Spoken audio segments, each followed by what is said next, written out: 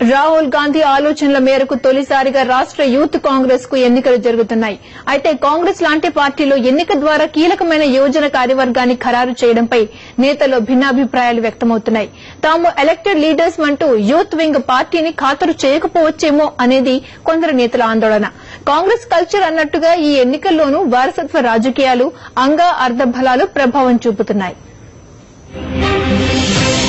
రాష్ట్రంలో యూత్ కాంగ్రెస్ ఎన్నికలు బుధవారం ప్రారంభమయ్యాయి. గురువారం కూడా రాష్ట్ర వ్యాప్తంగా అన్ని జిల్లాల్లో జరిగే ఈ ఎన్నికల పోలింగ్ ఉదయం 8 గంటల నుంచి సాయంత్రం 3 గంటల వరకు పార్టీ కార్యాలయాల్లో జరుగుతోంది. రాష్ట్రంలో పోలింగ్ బూత్ల వారీగా ఉండే యూత్ కాంగ్రెస్ అధ్యక్షులు మొత్తం 35,500 మంది ఓటర్లు. శాసనసభ, లోక్సభ నియోజకవర్గాల కమిటీలతో పాటు రాష్ట్ర కమిటీని ఎన్నుకుంటారు. అంటే ప్రతి పోలింగ్ స్టేషన్లో 3 బాక్సులుంటాయి. ఓటర్లు అసెంబ్లీ, పార్లమెంటు, స్టేట్ కమిటీలకు ఒక్కోటి చొప్పున 3 ఓట్లు వేస్తారు. ఎన్నికల్లో ఎక్కువ ఓట్లు వచ్చిన అభ్యర్థి అధ్యక్షుడిగా, రెండో స్థానంలో నిలిచే అభ్యర్థి ఉపాధ్యక్షుడిగా, ఆ తర్వాతి 3, 4, 5 స్థానాల్లో ఉండే అభ్యర్థులు ప్రధాన కార్యదర్శులుగా ఎన్నికవుతారు. మరో 5 ప్రధాన కార్యదర్శుల పదవులను ఎస్సీ, ఎస్టీ, బీసీ, మైనారిటీ, మహిళా వర్గాలకు కేటాయిస్తారు.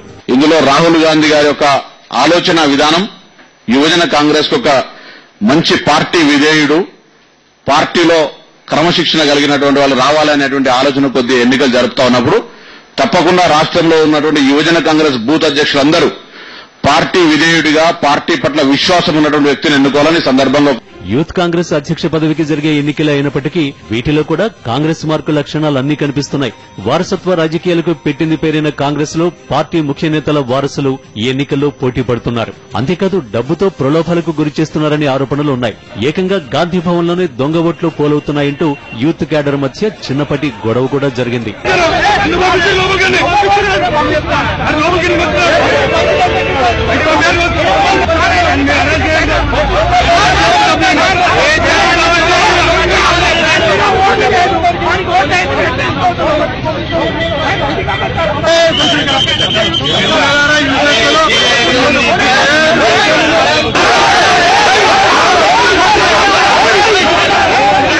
ఎన్నిక ద్వారా యూత్ కాంగ్రెస్ కార్యవర్గాన్ని ఎంపిక చేయడంపై పార్టీ సీనియర్లు అసంతృప్తి వ్యక్తం చేస్తున్నారు.